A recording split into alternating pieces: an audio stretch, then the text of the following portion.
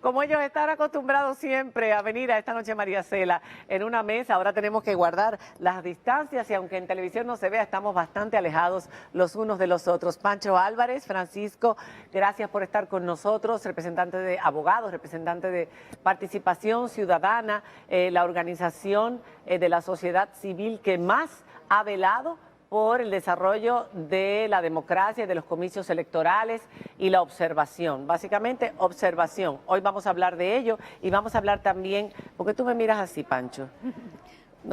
Pancho tiene 2 horas de sueño. Sí, nos ha hecho el gran favor de venir Yo para tengo que acá, decirle, con 2 Pancho, horas de gracias, sueño. Pancho, te queremos, Pancho, con 2 horas de sueño, estás en vivo en televisión hoy. Y no me puedo dormir, Roberto. Y no te puedes dormir. Y Freddy Ángel Castro, abogado y politólogo, gracias por estar con nosotros en el día de hoy.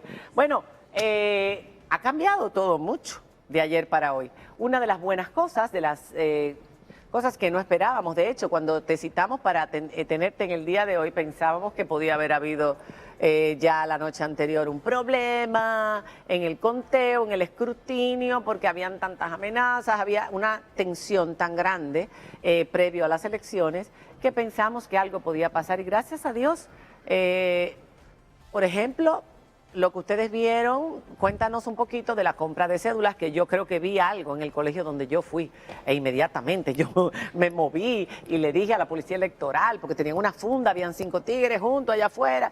¿Qué porcentaje pudieron ustedes observar en los colegios electorales de compras de cédula? ¿Cómo transcurrió toda la votación? Bueno, lo primero es que Participación Ciudadana suele observar la tanda matutina, que es donde se instalan los colegios y comienzan las votaciones, y también la tanda vespertina ya con el cierre de los colegios. Y al final de la noche, pues el conteo de los votos, el escrutinio, una vez cerrados los colegios. Usualmente tenemos una rueda de prensa a la 1 de la tarde para relatar lo que ocurrió durante la tanda vespertina y a las 7 de la noche, matutina, y a las 7 de la noche para informar sobre la tanda vespertina. ¿Qué ocurrió con la primera rueda de prensa? Bueno, allí rendimos un informe sobre la calidad del proceso durante la jornada de la mañana y ciertamente hubo nuevamente compra de votos.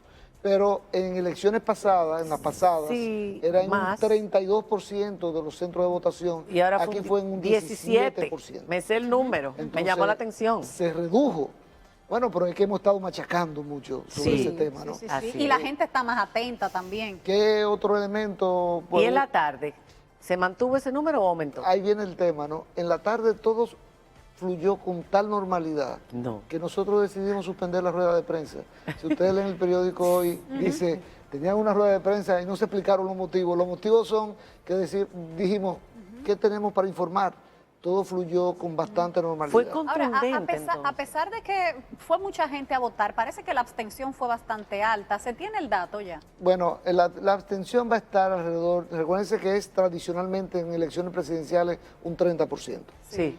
Puede estar alrededor de un 40-45%. Sí, pero es poco para lo que se esperaba. Claro, yo creo que la población dominicana merece un reconocimiento. Este es el primer país del mundo que en medio de la pandemia está organizando elecciones y llevando a cabo elecciones presidenciales. Claro, la realidad es que todo transcurrió con civismo en prácticamente todo el país. Eso que tú ibas a decir es importante. Precisamente por eso los ojos del mundo estaban sobre nosotros. Claro. ¿Cómo van a elegir un presidente y un congreso en medio de una pandemia? Porque a todos esos países les va a tocar en un momento determinado y no sabe si va a ser dentro de la pandemia también. Y nosotros fuimos como una especie de laboratorio. Y ahí pues hay que reconocer a la Junta Central la parte de la logística. Sí. Funcionó con excepción de Nueva York, donde hubo problemas. Muchos retrasos. Muchos retrasos en la instalación, llegaron tarde. Pero en el territorio nacional, la verdad que la logística funcionó bastante bien.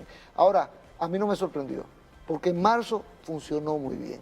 Y en febrero, en aquellas elecciones abortadas, lo que es la logística, que no es más que organizar todo el material de votación, todos los elementos, trasladarlo oportunamente para que estén en los colegios y se puedan abrir y votar.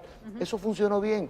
Lo que fallaron fueron los aparatos, pero, Sí, pero la logística sí funcionó. Y entonces eso logró que estas elecciones fluyeran con mucha normalidad. Eso hay que reconocerlo. Ahora, Freddy Ángel, una vez ya conocidos los resultados en el nivel presidencial y casi prácticamente también en el nivel senatorial, salvo algunos que están bastante reñidos y que hay que esperar a que se cuente hasta el último voto, pero son muy pocos los casos en el Senado. O sea, ya se sabe cuál es la tendencia en el Senado.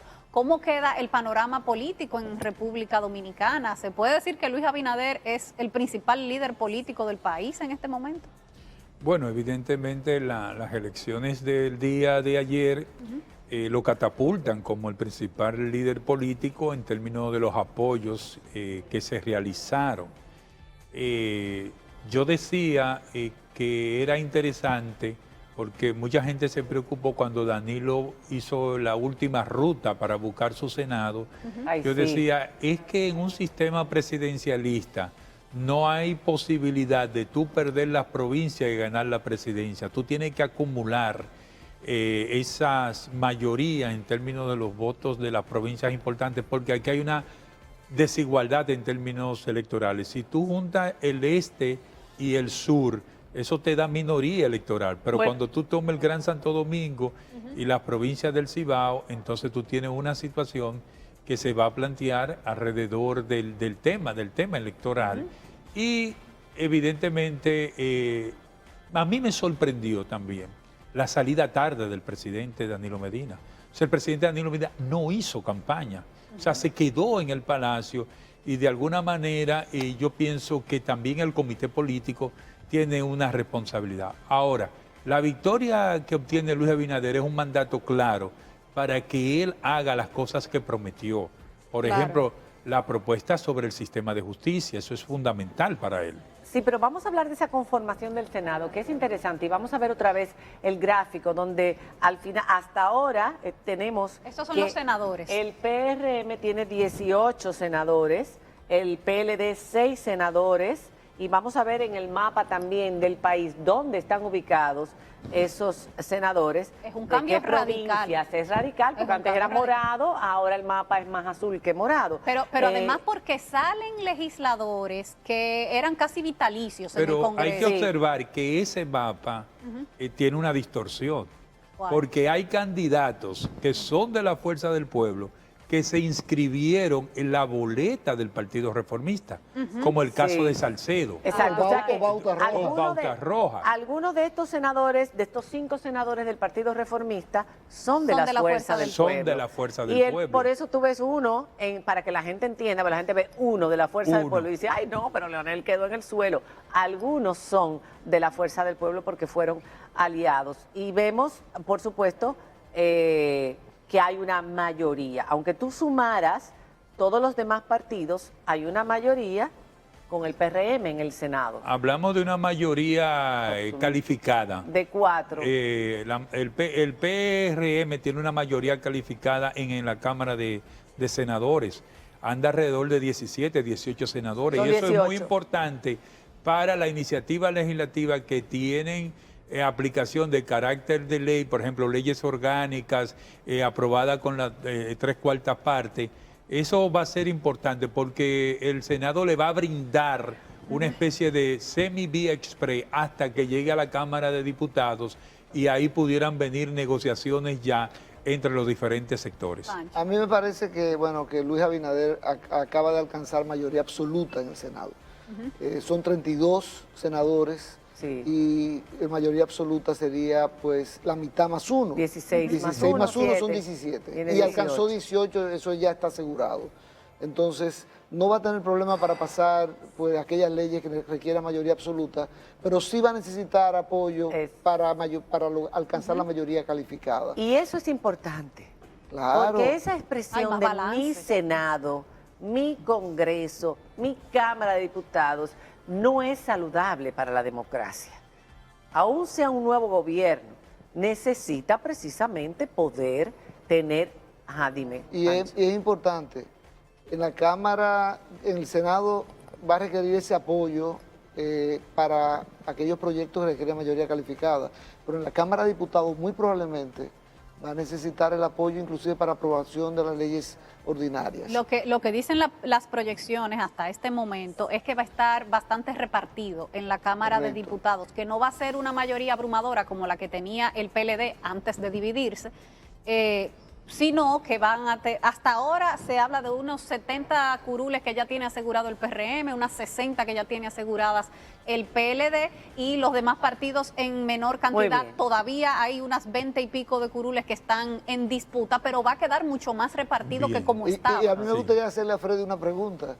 Oh, pero claro. Yo sabía que usted... Pero se la vas a hacer cuando regresemos de la pausa. Perfecto. ¿Qué te parece? Porque tenemos que irnos a una pausa, sí. Apoyando. Una nueva conformación de la Cámara de Diputados, un Congreso plural que es necesario para una democracia. Cuando regresemos después de la pausa, la pregunta de Francisco y otras.